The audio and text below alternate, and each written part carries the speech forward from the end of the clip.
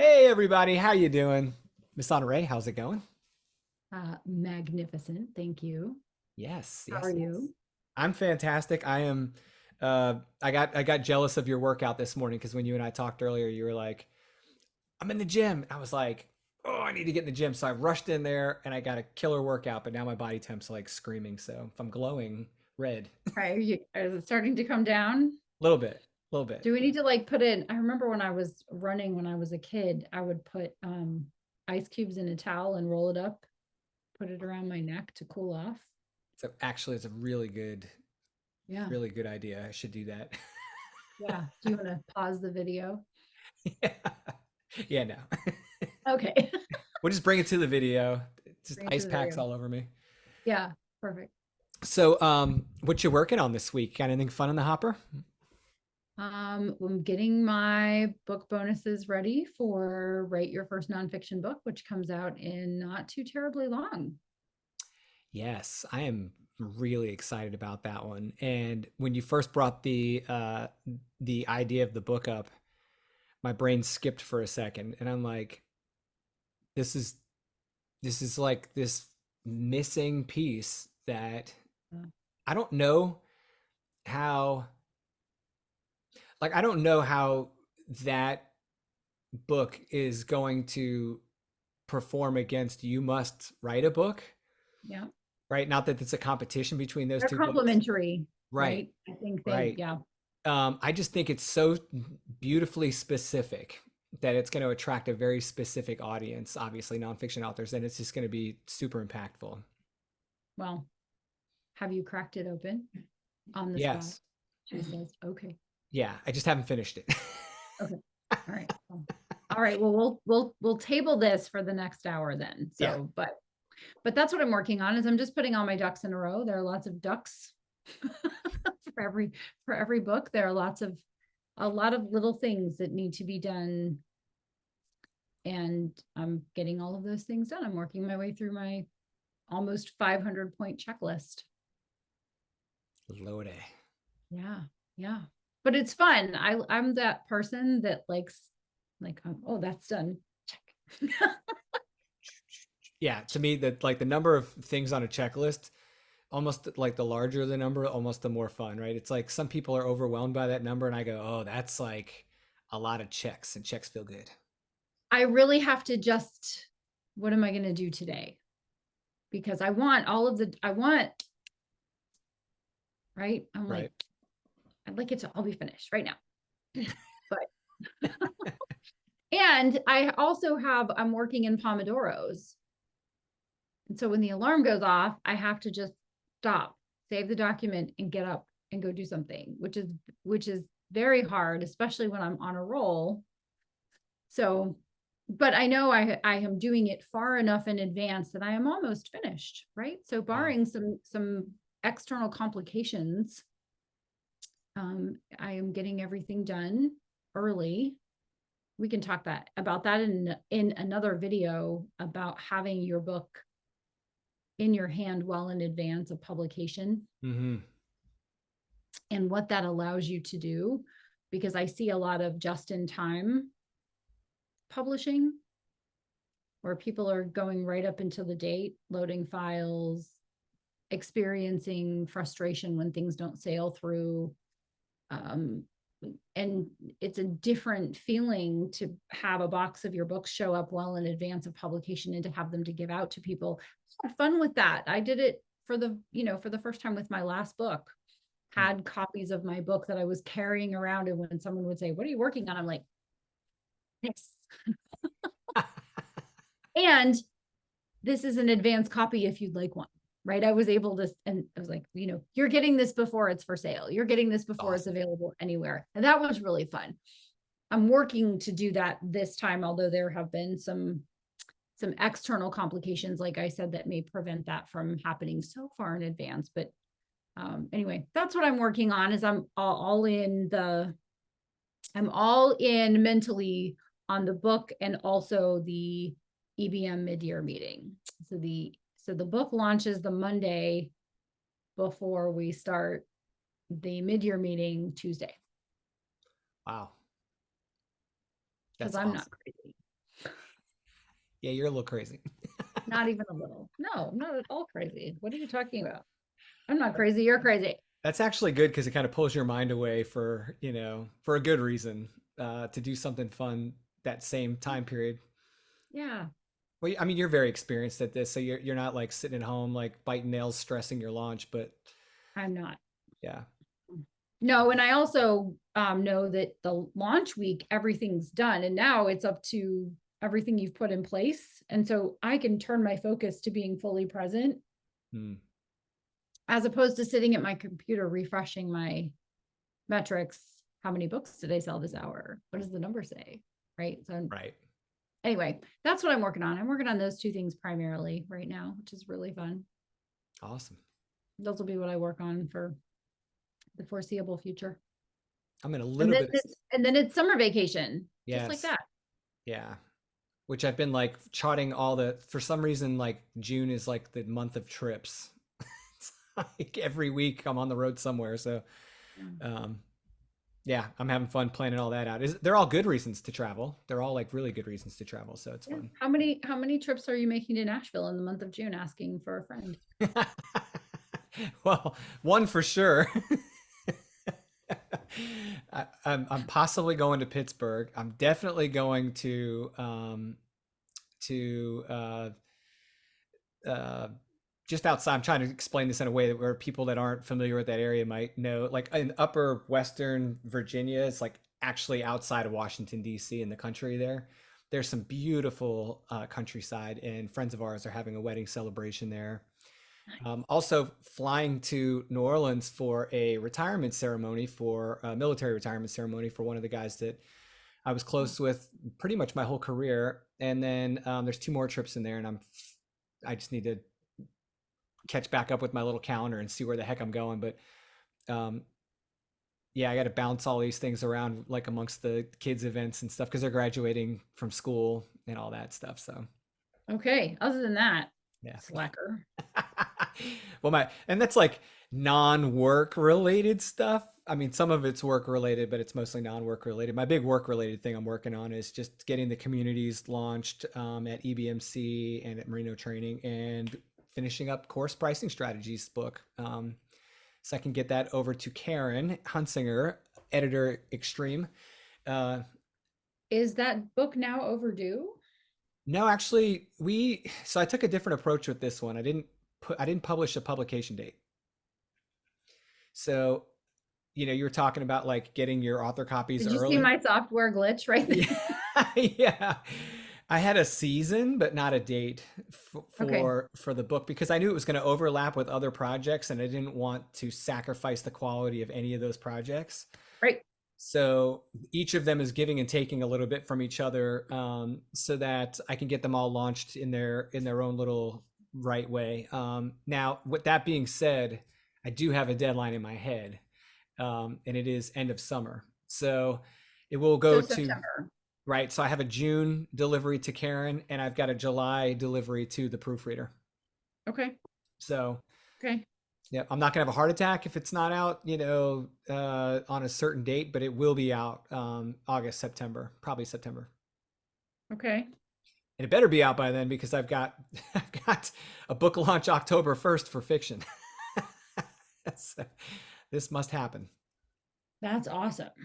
Yeah, That's awesome. and a Yeah. novella in the works as well. So okay, um, so I want to get into the topic because I don't want us to lose too much time to talk about this Yeah. amazing conversation we were having last week about email marketing, and in your book, which is You Must Market Your Book, this one right here, in chapter 6, guys. If you haven't checked it out yet, it's tools and other book marketing necessities. We talked about like how important your email list is and some things to consider when building your list. But I thought like one of the more interesting parts to me was, and this is something I don't hear a lot of people talk about, which is why I kind of resonated when I first read it, was you were talking about, hold on a second. Let me make sure I phrase it exactly how you wrote it in the book. What to write about? Because people are like, I'm going to have an email list. It's like going to be newsletter based. It's going to have a topic. But then as soon as they start stacking it, they're like, okay, I got to sit down and write the email. What am I going to say? Yep. And it's not like something specific to authors or non-authors to kind of have a little bit of like I don't know, I want to call it writer's block, but what's your approach to, developing what to say in your email newsletters? Well, it used to be shotgun, right? It used to be, I have a newsletter that's due. It needs to go out. It should have gone out an hour ago, or it goes out tomorrow. What am I going to write about? What do I think people want to talk about? What's on my mind? What did I just read? What's my current thing that I'm focused on? And at some point, I know the point, I decided that it would be better to analyze my audience, drill down what it is that I know, and then drill down what I know into different areas of expertise or topics. Right. And then get very intentional about meeting the person who's reading with the topic in a regular rhythm. Right. So to explain that in English, I speak your language.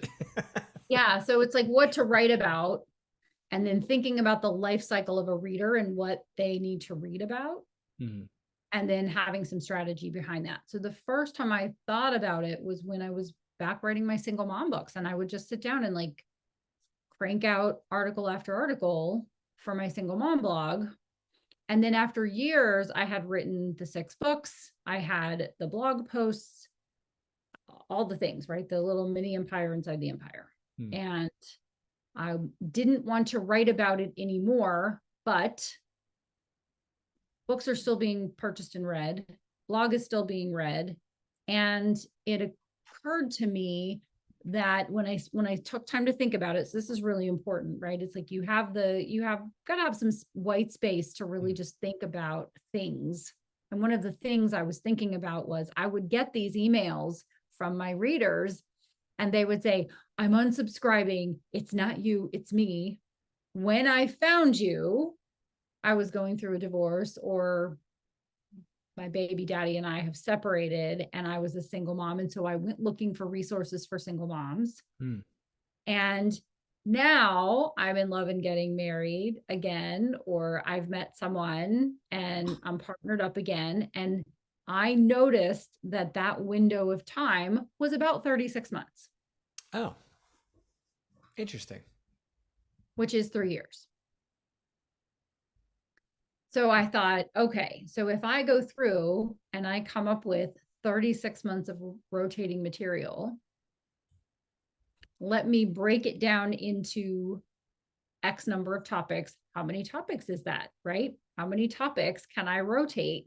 And then let me go find the best posts that I've already written on those topics, and then organize them and put them on a rotating basis.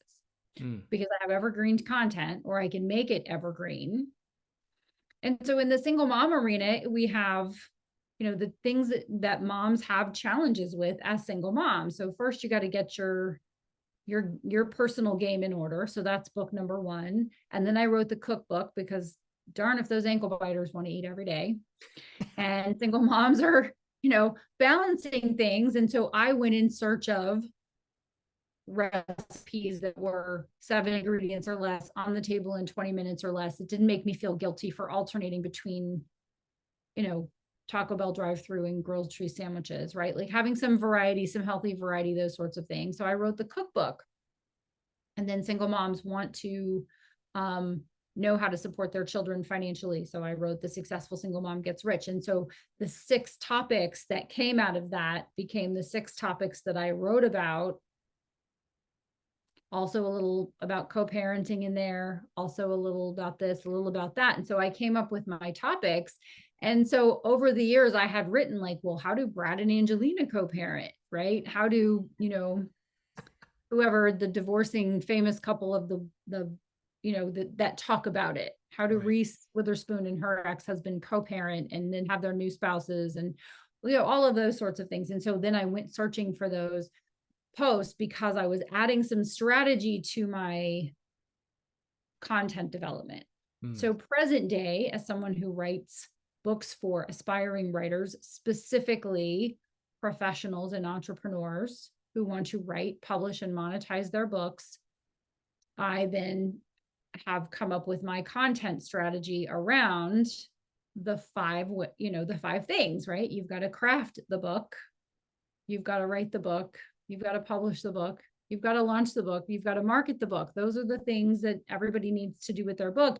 And then we have the Mac Daddy of them all, which is monetize, which allows me to write about all different things, all directing people on this path of, hey, do you want to have a book that you write that gets out there and works for your business, for your business, for people to on a consistent basis, or is valuable so that when someone reads it, if they can't afford to talk to you, they take away golden nuggets, right? Because I feel like that's really important. Is I don't want someone to read my book and say, well, you didn't really tell me anything. You just told me that if I stroked a big check to you for a course or for your, custom services, that then I would get all of the stuff, right? Which is not how I really approach things. I approach things more like, I'm going to tell you everything I can tell you without talking to you, which is what I advise for my authors. Right. So that's my content strategy and so let me just back that up a little bit. You got to figure out what to write about. Well, what's your area of expertise broken into smaller subjects? Right. So that's what you're going to write about. So you're going to take people through the life cycle of working with you. And then those are your different areas. So craft, write, publish, launch, market, monetize, right? And then what's the life cycle of someone who's coming to you? Well, I just went with the life cycle of writing a book for my content, because I think the life cycle of someone working with me could be up to and including several years.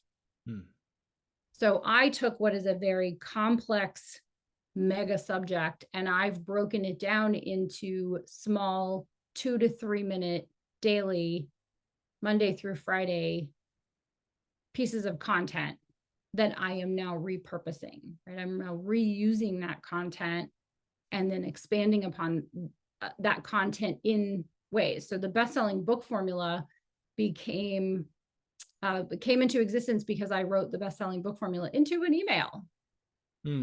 And someone, Ken Sanders, said, I wish this was a book. I wish you'd take this little topic and blow it up, which is what some people can do, which is what people can do with some of their topic areas. Because sometimes when you say, oh, well, here are the 4 things you need to know, boop, boop, boop, boop. Right. Someone goes, whoa, hold on, let's put a pin in that. Let's sit there for a minute and let's expand on that. And then once you have what you're going to write about and the life cycle of your reader, or how often you need to revisit something with your readers within a topic, then you say, okay, so what's my strategy for delivering that? How often, what am I going to write about? How often am I going to write about it? And how am I going to make that content? And this is something I didn't really talk about in the book, but I think it's important, is how often am I going to share that with my readers, and how can I expand upon that over time? Yeah. Now you're doing that in like a monthly, like you have a topic a month, right? So like you do a month, roughly like a monthly topic, and then you have a daily distribution of information about that topic. Is that how that works? Well, now I'm just cycling through those 6 topics in a year's time. Okay, gotcha. Okay. So right now, if someone is on my email list, we're on like day 22 of marketing. Because everybody wants to know how to market their book, but what they're not always thinking about is that you're marketing your book when you're looking at that first blank piece of paper or that blank screen and you're saying, okay, I'm going to write my book today. Today is the day. I'm ready. I'm going to write my book. And they go and they're like the little cat on the typewriter, right? The cat on the computer, that meme. And they just kind of get a whole bunch of stuff out, but they haven't pulled out their compass. They haven't decided where they're going, right? How long they're going to need to get there, what they're going to need to wear when they get there, what kind of shoes are they going to wear on the trip? They got to have snacks. You got to be hydrated. Where are you going to, where are you going to sleep? Right. The trip might be 12 hours, but if in the middle of the trip, you're at the no-tell motel on the side of the road because you didn't plan, like that's not good. And so I see a lot of lack of planning when it comes to books. And then therefore, when it comes to, and I'm not a content creation specialist, I'm an Honore for Honore's business content creation specialist, because I sit in quiet and I think about how are my readers receiving this? Mm-hmm. And even the most recent iteration of this, which I know you experienced with me, was I send these daily emails, and I have friends of mine that are like, I get my cup of coffee, I sit down, I open up the email, and I read the email. Yep. But I was having a lot of people unsubscribe too, because they were like, it's too many emails. So I thought, how do I serve them? How do I serve the people that don't want an email every day? Because I understand getting an email every day can be overwhelming, because we just go from day to day to day to day. It's like, how is it Thursday again? Like, we just had Thursday yesterday, but we didn't. So many things have happened. So if I have those emails piling up in my email box, my tendency in that situation is delete, delete, delete, delete. I thought, I want an option. So I created the Saturday review to go with it. Some people get all 6 of those emails, and some people just get 1. They just get a Saturday review. Right. And then Now, they if they can get, look at the topics and go back and see what I wrote about on a certain day and see if they want to read it or not. right. So on your Saturday review email, it's basically an email with links and each article slash or newsletter, sorry's Yeah. title, so that they know. Yeah. And it also has a series number, right? Because yours are written Right. in right, like you said, you're on like book 20, or you're on newsletter 23 right now in this marketing series. Yeah. When they click on that, does that take them to your blog where that Mhm. newsletter is also posted? Yeah. Mhm. So I'm asking that for a reason, because like I don't think that some people do like you and I do, where we repurpose that content, right? So uh I put all of my newsletters on my blog a week after the newsletter has been released. So this way my newsletter list gets all my content first, right? And then Mm. if they want, they can go pull it from the blog. You do something similar. Yours are a weekly distro in that one email. I love that, because I feel like sometimes content creators feel like they have to create unique content in every location. My blog is completely populated with my newsletter articles, right? So, Oh yeah. Yeah. yep, Yeah. yeah. And if I'm doing my job correctly, like if I'm on my game that week, which is most weeks, like sometimes something just happens, like, and I just shouldn't be on video. It's like, or like I got really sick and I was able to write, but I wasn't like, shouldn't be doing Right. podcast. It's like, Right. I will do my podcast episode on the same topic as my newsletter 90% of the time. Right. Although I do find that like sometimes my podcast is a little bit looser than my newsletter. Like I can just jump on and make an episode about something if I want, whereas the Right. newsletter is on a weekly drumbeat kind of thing. That's really cool. And I just want to kind of recap like your 3 points in the book, because you talk about each of those 3 things, and then you at the end when you say, all right, here's your strategy, you say, here's the exercise I want you to do. So if you're the kind of person listening to this or watching this and you're like, hey, this is all great, like tell me what I need to do. The Yeah. 3 things that Honore tells you to do is are how long is a client likely to engage with you? That's the identify their life cycle. Then answer the question, how often should they receive your newsletter? And then the third is do some math. For this example, let's say you have a client for 5 years. They should get an email newsletter from you twice a week. That's roughly 8 times a month for 60 months, which would be 480 newsletters over that reader's life cycle. So if you're looking for the reference, this is in 63, page 63 of You Must Market Your Book. And yes, you see my little, this is here for a reason, guys. It's like, I frequently reference this book. It sits on my desk next to me because I'm in the midst of marketing a book. Yeah. And I'm also did a revamp on my email list this year. So when you told me to find out how often they should receive my newsletter, I thought, well, I'm going to make this a little fun. And my context, like you said, you have your readers, you understand their life cycle. I took it upon myself to take some time, be patient with yourselves if you guys decide to do this. And I communicated with my audience in a very fun, engaging, and simple way, and just basically put out on my socials like, hey, what day of the week do you prefer to receive newsletters in your email? Yeah. And I collected tons of responses, some of which, by the way, were hilarious. But I was speaking specifically to my audience. Now, someone else on LinkedIn might see that poll and go, oh, I need to change my strategy. And they might be wrong because that's not their Right. audience. Right. Right. Yeah. Yeah. Yep. I also did the periodicity thing. Like, how often do you want the email, right? And I had all kinds of responses because part of my community are engineers that have written books that are doing things, and some of them are creative entrepreneurs that have written books that are creating courses. So I have all these different people, and I was able to find out what best suited that audience just by doing some market research within my own network, and then also including that in a few emails that went out before I restarted my campaign. But the Yeah. reason I'm telling you guys that is I got all those ideas straight out of chapter 6 in this book, and you can be a little creative with it. And if you feel like you have to hit the reset button on your newsletter, it's okay. You don't have to tell, you don't have to tell this whole story about why you're doing it.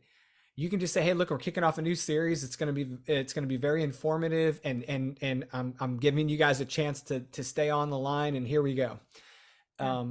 And that's a very fun way and a very easy to receive way to kind of engage your audience and let them know if you have a change coming without being, trying to send them a whole list of reasons why you're doing what you're doing. It's like, just come up with your plan and move forward and have fun with it. And You can't do the wrong thing with the right reader, and you can't do the right thing with the wrong reader, right? The people who like it are going to like it. The people that are not going to like it are going to unsubscribe. The people that love it are going to love it. And that's wonderful. I do want to say, I want to emphasize something that you said, because you said, be patient with yourselves. And in the book, I said, do some math, and there's a big number in there, right? Yeah. 480 newsletters. And somebody went, I'm going to have to write 480 newsletters. And so let me tell you, when I figured out the year life cycle, and I'm going to do Monday through Friday for a year, 52 weeks times 5 is a lot of freaking newsletters. Yeah. I wrote it one day at a time. I committed that I was going to write 1 week at a time so I could stay in the right brain space. So when I sat down to write, I sat down and wrote next week's newsletters, scheduled them, and now's the fun part. It's the rescheduling. So it's not as complex if you take some time to pull the lens back, if you stop with the shotgun approach, right? And you say, okay, wait a minute, what's the life cycle of my reader? What am I writing about to them? What do they want to learn from me? And then, because I want people to keep them. When people say, I have a folder with your name on it and all your newsletters go in there for future reference. That's what I do. Right? That's what you do, but that's what people tell me they do. And it's so fun to hear that, because then that means I'm putting out valuable content that people want to read, that they're looking for, and that they're enjoying. And so that's what I want, is I want, whether someone buys a book or they don't, they buy a course or they don't, they join the mastermind or they don't, they hire me to do a book or they don't, they're getting valuable information for free as often as they want it on a regular, consistent basis. But I did not write 52 weeks of emails times 5. You're the math person. 250 emails, 260 emails. I did not write that at one time in one sitting. I wrote it 5 newsletters at a time for an entire year, with the end result in mind and with a map. I put a roadmap down. I'm going to write about this subject until I'm done writing about it. I'm going to write about this subject until I'm done writing about it. And then as things occur to me, I'll be able to expand. I'll be able to expand on the marketing. I'll be able to expand on the writing. I'll be able to provide new tools and insights and information. And so I'm just laying the groundwork. So I'm not going anywhere. That's right. Right. Talking to someone yesterday, I'm like, when someone is a career something, they're not looking to do it for 10 minutes and then move on. Like, it's their career, it's their calling. And so they want to do it for a long time. So just if this is giving you pause and you're thinking, wow, now I need to completely rethink about how I'm doing everything, and I have all these ideas, it's like, it's fine. Take some time, get out some paper, open a document, however you think best, and allow yourself to let the ideas come to you. Because if I hadn't taken the white space, it wouldn't have occurred to me that I could put some things on automatic and serve people with work I had already done. You don't always have to write new content. Right. Yep. Right. It's like the best way to market a book is to write another book. And so that might be a better way for you to spend time than to keep writing a newsletter. So I think we're at time, but Yeah. wanted to end with that. Yes, ma'am. In closing, we got like a minute left. What's your book recommendation for the week? What are you reading? Oh gosh. What am I reading? Well, right now I'm not reading nonfiction. I'm reading JT Ellison's series, her Lieutenant Taylor Jackson series. And she has a new one coming out in like just 5 minutes. And I hadn't read the series yet. So in order to get to book 9, I have to read books 1 through 8. And she gave me a signed copy of book 9. So now every spare minute, I'm like, oh, Lucas, are you late for ours? I'm like, take your time. Take your time. I'll just be over here reading on my phone. I'm having fun. I'm also kind of reviewing some other books to recommend in my upcoming book. So there's a little bit of that reading going on. So stay Right. tuned. Well, What are you reading? I'm reading your manuscript. Okay, Do I call it a manuscript because it hasn't been published yet? I'm reading your book correct. through publication. Yes. And I'm also in no surprise here, Okay. All right. Jeffrey Gitomer's Sales Manifesto. So So good, right? what I try to do is like bite-sized chunks of things that are moving my business every day. And both Jeffrey Gitomer and Jen Gitomer's book, Sales in a New York Minute, are bite-sized Yeah. lessons, which are great for me to kind of digest every day and just keep my game sharp. So I need that. Okay, cool. Well, guys, thank you so much for watching or listening. If you're on the podcast, make sure you subscribe. If you're on the YouTube channel, make sure you guys subscribe. Make sure you like, love. I want to make sure I get this right, Honore, because you said something last week that I thought was awesome. Like, love, share, heart, send flowers, eat dark chocolate, and take a nap. Do all the things. All the things. Yes. And if you are a content creator and you're writing a newsletter, put some notes in the chat. Tell us what your expertise is, what your newsletter is, and put a link to your newsletter so that people who find it can subscribe to you and your work, because we want to support you. And if you're working on a book, tell us about that too. Absolutely. Awesome. All right, guys, we'll see your newsletter in the comments section. Drop it in there, and we'll talk to you guys in the next video. Take it easy. Bye, everybody.